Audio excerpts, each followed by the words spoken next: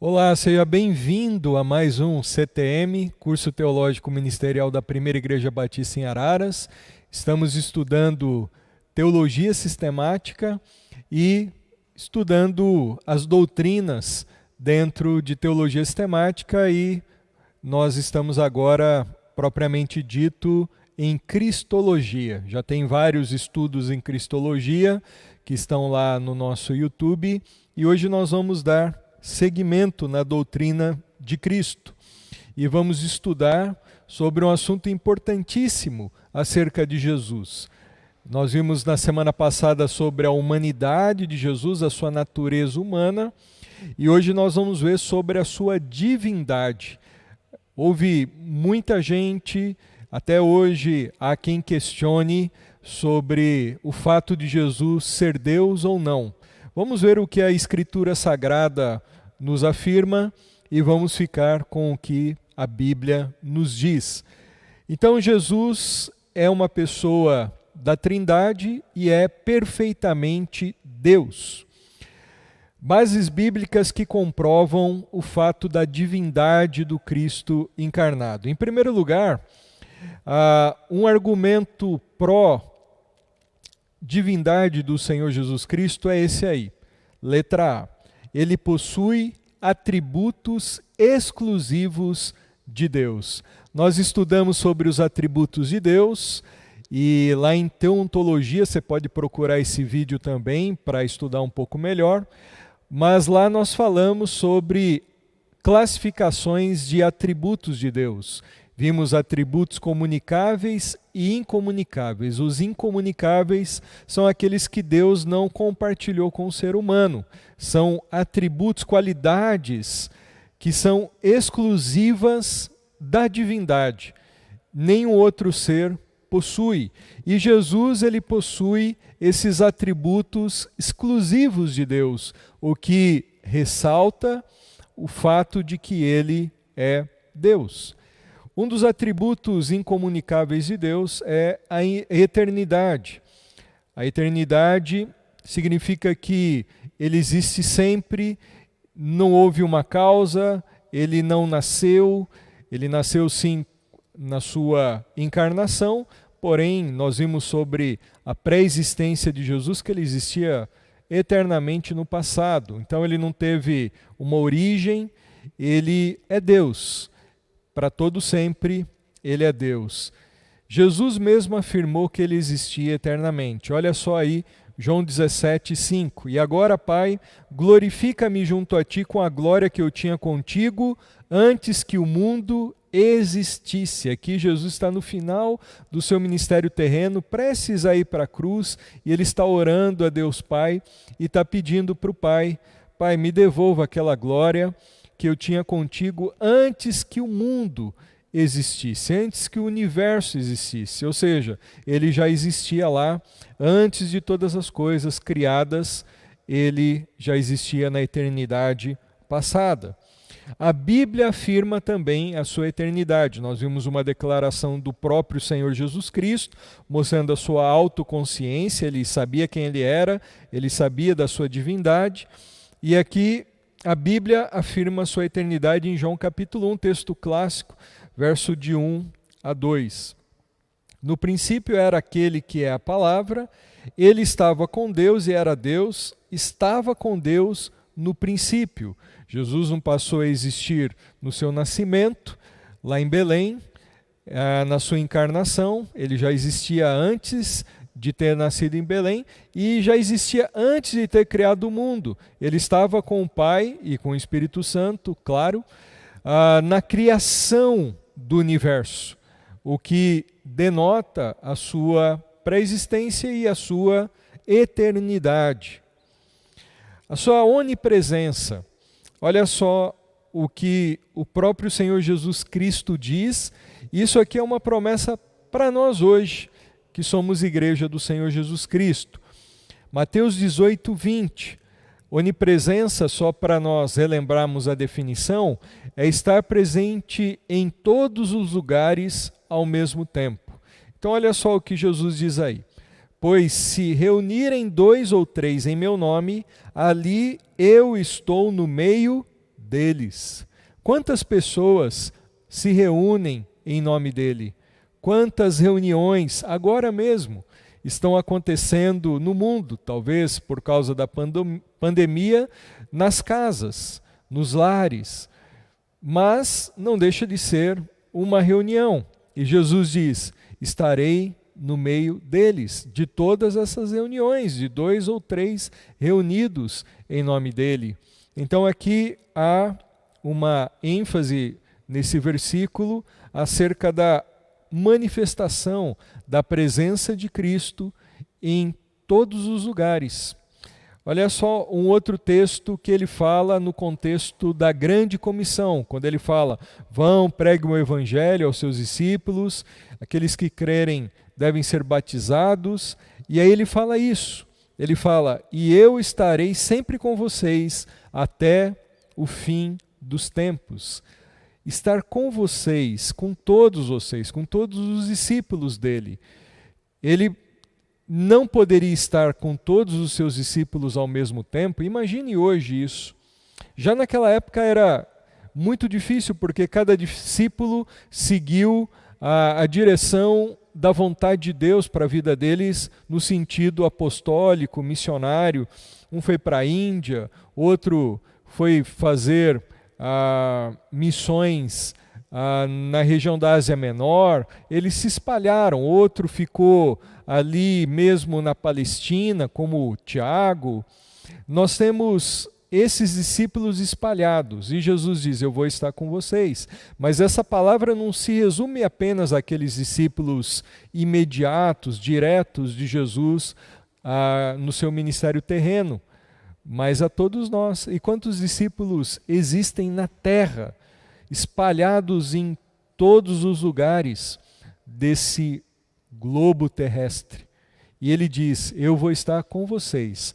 Isso seria impossível, estar com cada discípulo dele, se ele não fosse onipresente. Aqui há um mistério da pessoa de Cristo. Por quê? A humanidade dele limitou a sua natureza humana, limitou ele fisicamente. E a gente sabe que um corpo físico, ele só pode estar num lugar ao mesmo tempo. Mas Jesus, a pessoa de Jesus, não se resume apenas à natureza humana dele. A natureza humana de Jesus foi adicionada à sua pessoa. A sua natureza divina absorveu também a natureza humana de Jesus. Então, como entender isso? Esse é um mistério da pessoa grandiosa de Cristo. Ele, ao mesmo tempo que estava num corpo, e corpo limita geograficamente, no espaço só pode ocupar um ponto ao mesmo tempo que Jesus fala: eu vou estar com vocês em todos os lugares. Onde quer que estejam 2 ou 3 em meu nome, ali eu vou estar. E ele é Deus. Deus está presente em todo lugar. Ele é onipresente.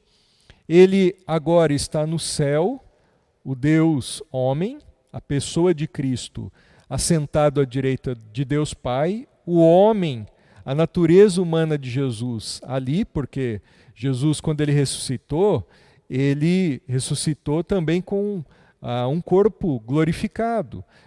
Ele continua sendo Deus homem. Antes ele não era Deus homem, ele era Deus. Mas a partir da sua encarnação ele se torna Deus homem e é até hoje e será para sempre. Então, esse lado da natureza humana de Jesus o limita lá no céu, no trono à direita de Deus Pai. Mas ele ouve todas as orações, ele está em todos os lugares, ele está conosco. Como isso?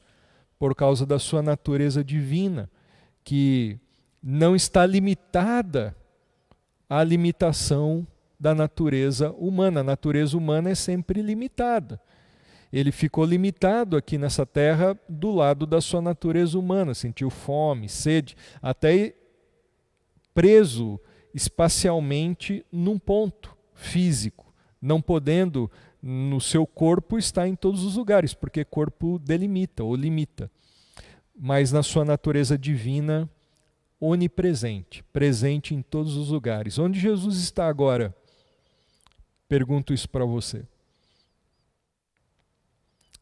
Jesus está tanto no céu, como aqui, como aí com você, porque Ele é onipresente.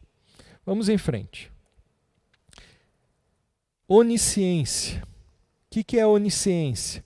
É saber todas as coisas, conhecer tudo, seja passado, presente, futuro, conhecer pensamentos, conhecer a mente, conhecer todas as coisas que existem, coisas grandes, coisas pequenas. Ele é conhecedor de tudo ao mesmo tempo. Tudo que existe, ele sabe, ele conhece. Tudo é perfeito aos olhos dele no sentido de conhecer todas as coisas. Então Jesus é onisciente, ele não foi só um profeta que adivinhava algumas coisas, que fazia previsões de outras coisas. Não, ele é conhecedor de todas as coisas. Olha só o que Mateus 16, 21 diz. Desde aquele momento, Jesus começou a explicar aos seus discípulos que era necessário que ele fosse para Jerusalém e sofresse muitas coisas nas mãos dos líderes religiosos, dos chefes dos sacerdotes e dos mestres da lei, e fosse morto e ressuscitasse no terceiro dia. Notem aí que Jesus, ele está orientando os seus discípulos, preparando os seus discípulos, dizendo para eles que ele iria para Jerusalém, era necessário isso, e lá os líderes religiosos o prenderiam, ele sofreria na mão desses homens, e ele então fosse morto e seria alguém que ressuscitaria no terceiro dia. Jesus dá detalhes de tudo sobre como ele sofreria, como ele morreria, e também já prepara e avisa os seus discípulos da sua ressurreição. E Jesus está bem antes aqui de tudo isso acontecer. E como que ele sabia disso? Ele era um profeta? Também, mas os detalhes que nós vemos aí nessa profecia de Jesus acerca dele mesmo é um conteúdo muito detalhado, um conteúdo muito minucioso. Então isso mostra onisciência que envolve a presciência. Presciência é antever as coisas, é conhecer perfeitamente todas as coisas antes delas acontecerem. Até porque ele é eterno, ele está acima do tempo e ele conhece todas as coisas antes do tempo.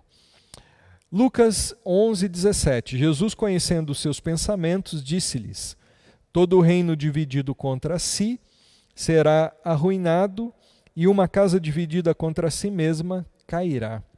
Olha só esse detalhe que eu quero pensar e destacar para os irmãos. Diz o texto que ele conhecia os pensamentos daquelas pessoas que estavam ao redor dele, ali em Lucas 11. Se ele conhecia os pensamentos, o único que conhece pensamentos é Deus. O diabo não conhece a nossa mente.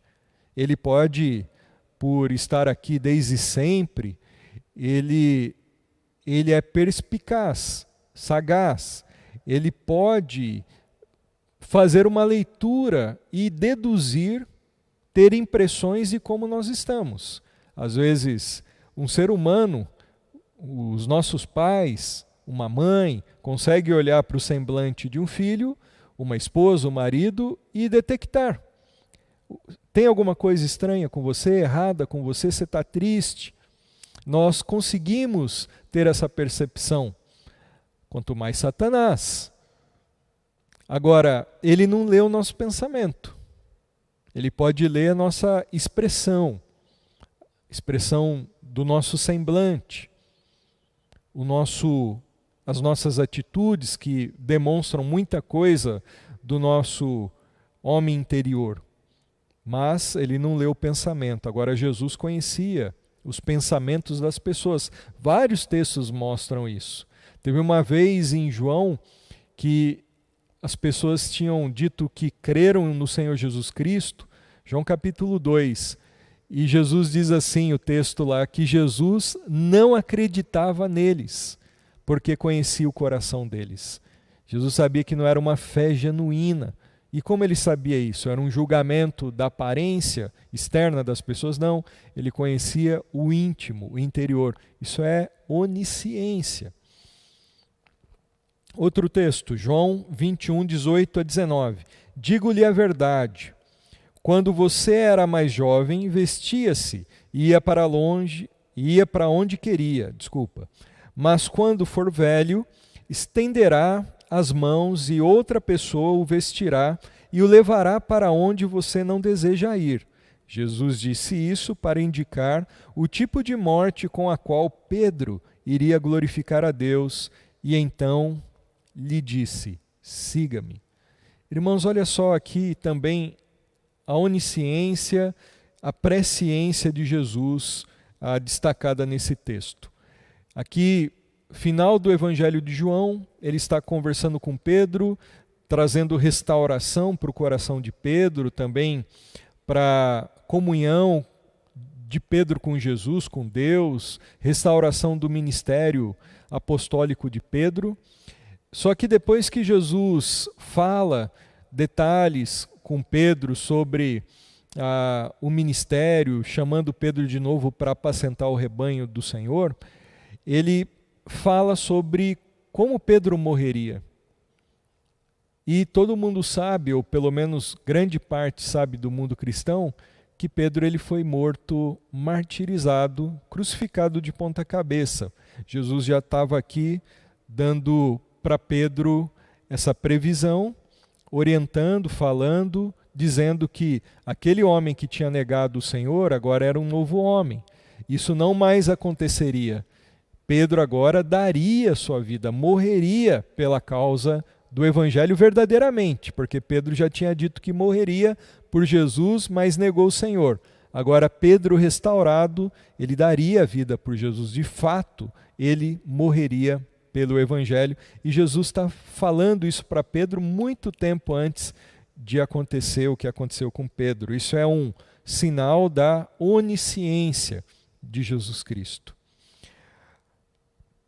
Tem um texto que é intrigante, que é quando Jesus fala que lá sobre a vinda do Filho do Homem, a sua segunda vinda, ninguém sabe. E nenhum homem, e nenhum anjo, e nem mesmo ele sabe quando será o dia da vinda do Filho do Homem. Só o Pai que está no céu. Irmãos, e aí, como conciliar a onisciência de Jesus com esse texto? É um texto muito complicado. Nós precisamos reconhecer a dificuldade de olharmos para ele e não entrarmos em contradição com aquilo que nós cremos e a Bíblia afirma, como nós vimos nesses textos, acerca da onisciência de Jesus. É aquilo que eu já expliquei lá na lição, você pode entrar lá depois, da união hipostática, a união das duas naturezas de Jesus, e da kenosis, que é o autoesvaziamento do Senhor da sua glória. Em alguns momentos, e a gente não consegue explicar isso é um mistério, Jesus abriu mão de usar alguns dos seus atributos, como aqui, nesse texto, quando ele fala que o Filho do Homem não sabia. Ali, claramente usando as faculdades da sua natureza humana é limitada, ele não usa, não que ele não tivesse onisciência ali, mas voluntariamente ele decidiu naquele momento não usar esse atributo da onisciência, assim como muitas vezes ele decidiu não usar outros atributos dele, como a onipotência e assim por diante. Falando em onipotência, olha só, o que significa onipotência? Significa todo o poder, o Deus do impossível, aquele que é capaz de fazer todas as coisas. Lá na aula sobre atributos de Deus, está lá uma definição mais apurada sobre onipotência, você pode estudar. Olha só a onipotência aplicada em Jesus. Esses são atributos, como eu disse, exclusivos de Deus. Ninguém é onisciente, ninguém é eterno, a nossa eternidade é relativa, a nossa eternidade acontece daqui para frente. Mas a eternidade de Deus é sempre, é no passado, futuro, presente. Ele não foi causado, ele não teve um início. E Jesus é onipotente, ele pode todas as coisas. Ninguém pode todas as coisas a não ser Deus. Mateus 28, 18. Olha só um sinal da onipotência de Jesus. Jesus aproximou-se deles, os discípulos, e disse: foi-me dada todo o poder no céu e na terra. Todo o poder, toda a autoridade. Apocalipse 1:8. Eu sou o Alfa, esse é mais claro ainda. Eu sou o Alfa, o Ômega, diz o Senhor Deus. Olha aí, o Senhor Deus. O que é, o que era e o que há de vir, o Todo-Poderoso. Olha aí, a gente tem vários destaques acerca da divindade de Cristo aí. Ele é o Alfa e o Ômega, ele é o Senhor Deus. Texto muito evidente da divindade de Cristo. O que é, o que era e o que há de vir. A eternidade dele aqui retratada e a onipotência. O Todo-Poderoso. Aquele que pode todas as coisas. Uma declaração aí, sua onipotência está implícita na participação de Jesus na obra da criação. A Bíblia fala em João 1, fala em Colossenses 1 também, que Jesus ele participou da criação. Ele estava com o Pai na criação. No princípio era o Verbo estava com Deus, o Verbo era Deus, e ele estava com o Pai criando todas as coisas. E criando tudo a partir do nada. Nada existia, então é a criação, na linguagem teológica, ex nihilo, ou seja, a partir do nada, e Jesus então, com o Pai e com o Espírito Santo, cria todas as coisas que existem. Então a onipotência de um Deus que cria todas as coisas a partir do nada está implícita. Ele não poderia criar tudo a partir do nada se ele não fosse onipotente. Também no seu sustento, no sustento do universo, Jesus é o provedor, ele é que mantém o universo pela força do seu poder, pela sua onipotência. Colossenses 1 vai falar sobre isso. Também João capítulo 1 vai falar que todas as coisas são sustentadas ali por ele, e nada do que existe existiria se não fosse ele. E nos seus milagres extraordinários sobre enfermidades incuráveis, sobre a natureza e ressuscitando os mortos. Nós já vamos ver sobre isso, a onipotência de Jesus retratada nesses milagres. Ninguém pode fazer milagre a não ser Deus, e milagre é aquilo que é inexplicável, humanamente falando, e só um Deus onipotente pode fazer milagres. Milagre é aquilo que é impossível para o homem. E só Deus pode fazer o impossível, porque Deus pode todas as coisas. A imutabilidade, Deus não muda, não sofre mudança no seu caráter, na sua essência. Então aqui, Hebreus capítulo 13, versículo 8, Jesus é o mesmo ontem, hoje e eternamente, e para sempre. Então, aí é um texto claríssimo acerca da imutabilidade de Jesus. Ele não muda nunca. Por quê? Ele é Deus. Nós não somos deuses. Nós não somos como ele. Esse é um atributo exclusivo de Deus. Nós mudamos. Nós sofremos com a mudança. Agora, ele passou a ser homem, ele não mudou. Não, a natureza divina dele não mudou nunca. Não mudou com a adição da natureza humana. Ele continua o mesmo ontem, hoje e eternamente. O que houve foi apenas uma adição da natureza humana de Cristo. Apocalipse 22:13, eu sou o Alfa e o Ômega. Alfa e Ômega são letras do alfabeto grego, então a primeira letra Alfa, como se fosse o nosso A, e a última letra do alfabeto grego, o Ômega. Então a ideia de que ele é o começo da história e ele é o fim da história. Ele escreveu a história. o primeiro e o último, o princípio e o fim. Ele não muda jamais. Autoridade para perdoar pecados. Então, ele faz o que somente Deus é capaz de fazer. Em primeiro lugar, a gente viu os atributos. Ele possui atributos exclusivos de Deus. E agora, ele faz... Agora vamos falar das suas obras. Suas obras demonstram a sua divindade. Ele faz o que somente Deus é capaz de fazer, o que você e eu não somos capazes, e nenhum ser humano. Autoridade para perdoar pecados. Ele perdoa pecados de maneira eterna. Os homens podem fazer isso temporariamente. Eu perdoo o erro de alguém, o pecado de alguém temporariamente, mas Cristo oferece um perdão cabal, eterno, perfeito. Mateus 9,6. Mas para que vocês saibam que o Filho do Homem tem na terra autoridade para perdoar pecados, disse ao paralítico: levante-se, pegue a sua maca e vá para casa. Olha aqui, dois destaques acerca da divindade de Cristo. Primeiro, a onipotência. Ele diz para um paralítico: pega a sua maca, levanta. Isso só Deus pode fazer.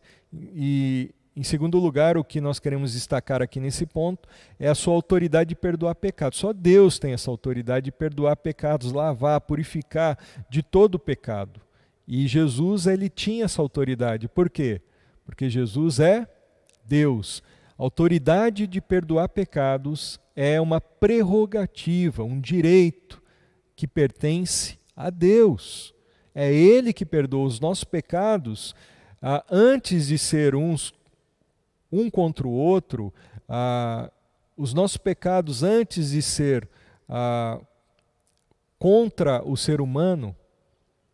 Nós vimos aí, está agora uma efervescência de protestos no mundo anti-racismo. Antes do racismo ser um pecado contra o homem, é um pecado sempre contra Deus. Porque o pecado, em primeiro lugar, é sempre contra Deus. Uma ofensa a Deus. E aqui Jesus, ele tem essa autoridade de, como Deus, perdoar o pecado daquele que o ofendeu, quebrou a lei de Deus. Então, isso denota a sua divindade. Outra coisa que ele faz que só Deus é capaz de fazer, autoridade para conceder vida. E quando eu digo vida, pode ser no sentido da vida humana, ele é Deus, o Criador, mas principalmente a vida eterna, a vida espiritual, para aqueles que estão mortos em delitos e pecados. Ele veio para conceder a vida eterna. João 5:21. Ele mesmo diz: pois da mesma forma que o Pai ressuscita os mortos e lhes dá vida, o Filho também dá vida a quem ele quer dá-la. Então, olha só, aí é uma expressão da sua soberania, da sua vontade livre. A quem ele quer dar, ele dá a vida. Então, só Deus é soberano no sentido de livre e de fazer o que ele quer. E aqui na questão de dar a vida para quem ele escolheu fazer isso. Então, a vida eterna quem dá é Jesus. Por que eu tenho a vida eterna? Porque ele resolveu, no amor dele, me dar. É um presente que ele deu, é graça. Eu não merecia. Não sou eu que conquisto a vida eterna.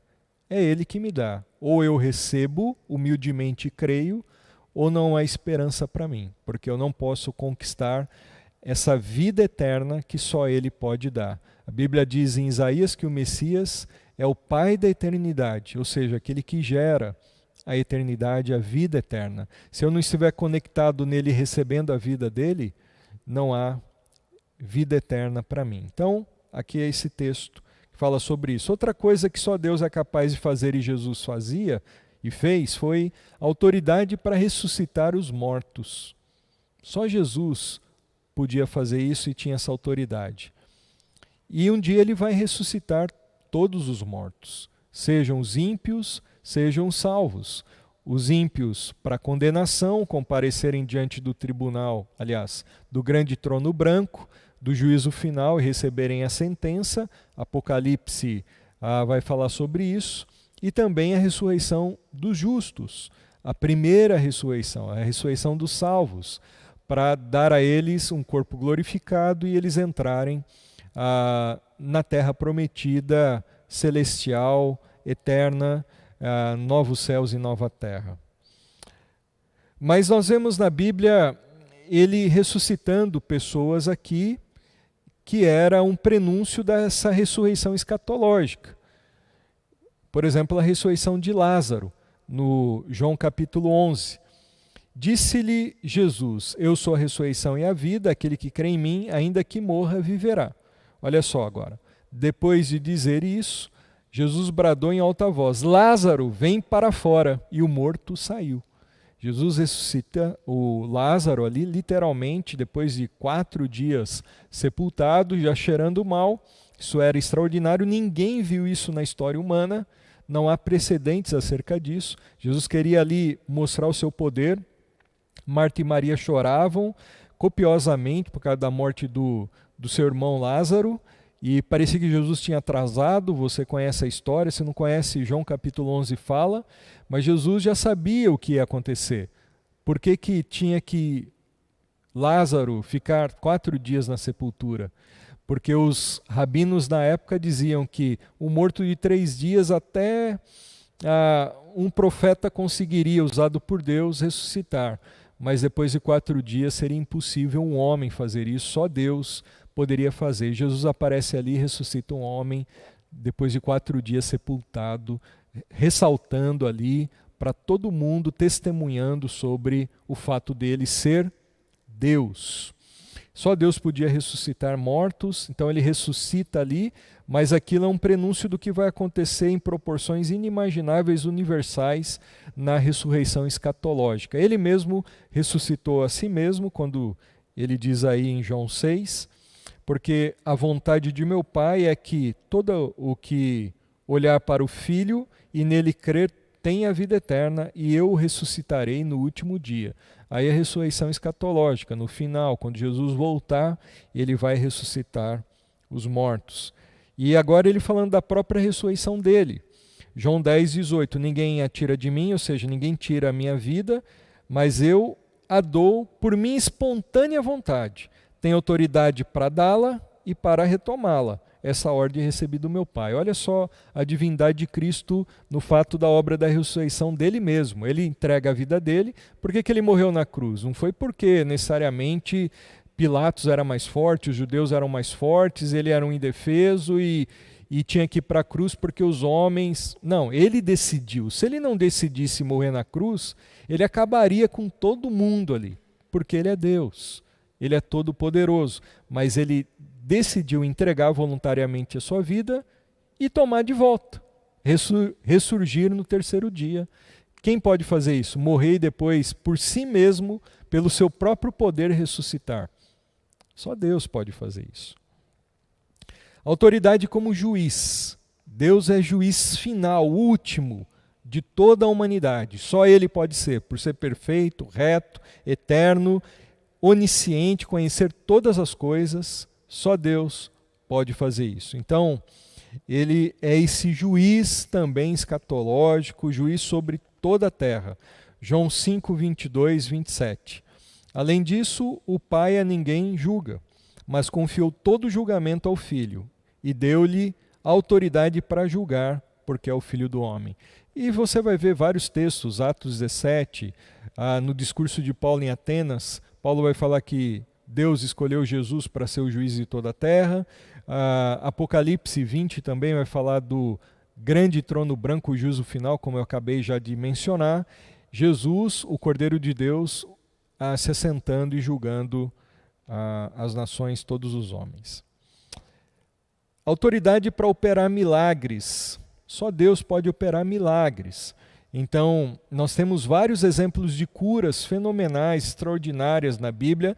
Eu alistei algumas aqui, a cura dos leprosos. Na época, lepra não tinha cura, e era algo assombroso ver um leproso cheio de chagas, caindo pedaços das extremidades do corpo, de repente ali são, sarado.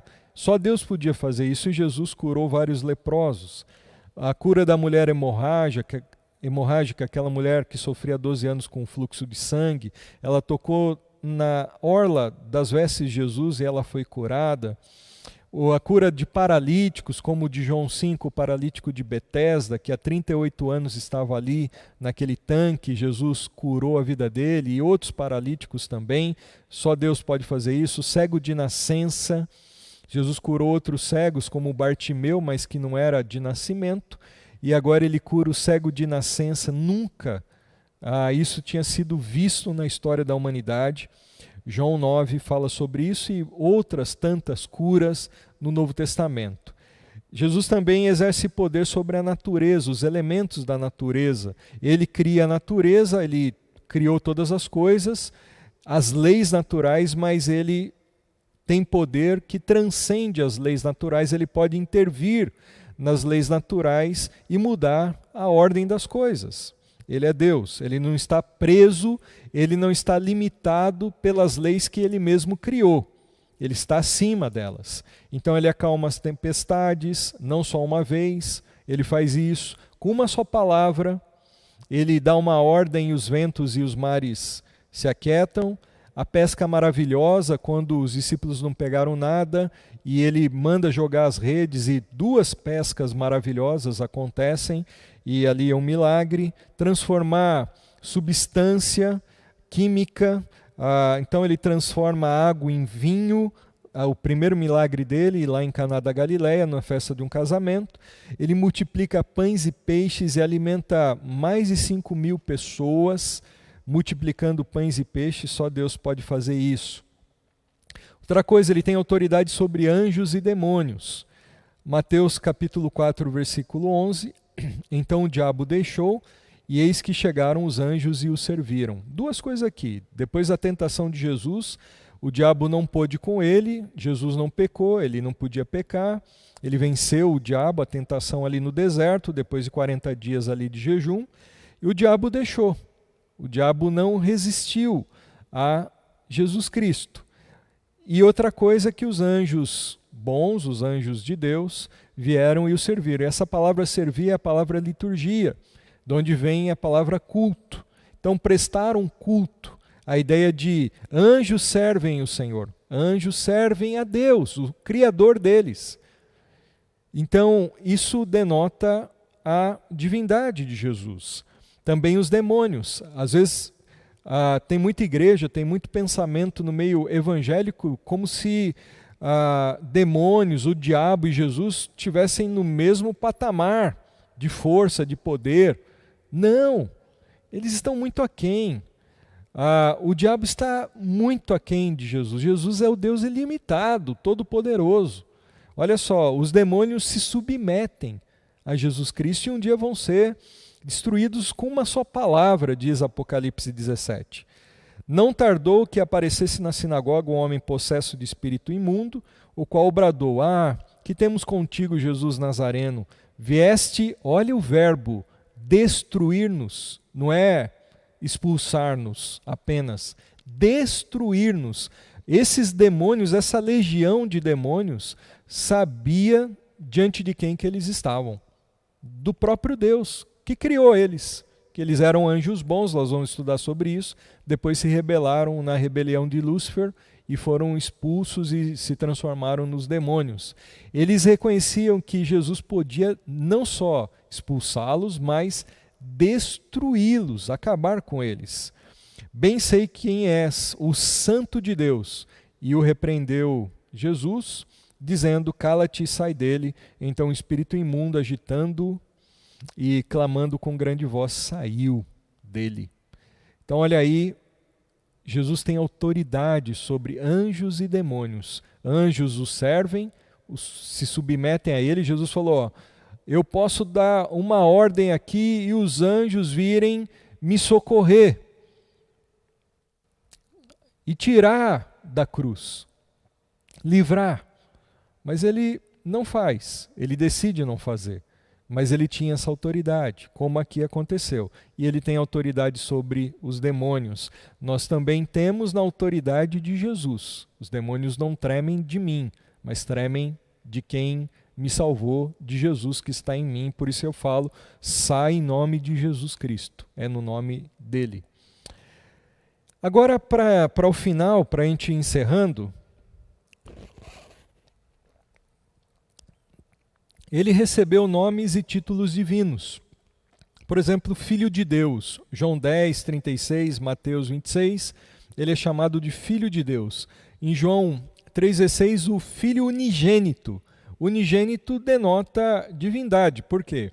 O único da mesma essência significa unigênito. Nós somos filhos de Deus por adoção, nós somos filhos de Deus por criação, mas o unigênito de Deus é Jesus. Ele é o único da mesma espécie, o único gerado, o único da mesma substância, da mesma natureza de Deus. Nós não.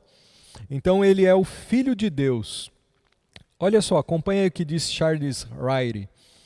Embora a frase filho de possa significar descendente de, também implica da ordem de. Presta atenção nisso, que interessante.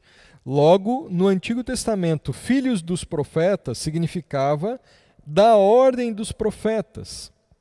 Filhos dos cantores significava da ordem dos cantores.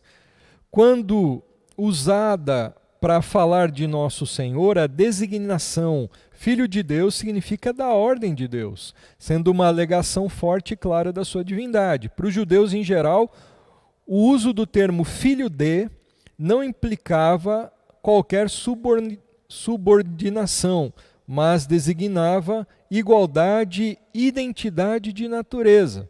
Assim, a declaração de Cristo, sou filho de Deus, em João 10, 36, era entendida pelos contemporâneos de Jesus como uma identificação com o próprio Deus, ser igual a Deus de maneira incondicional.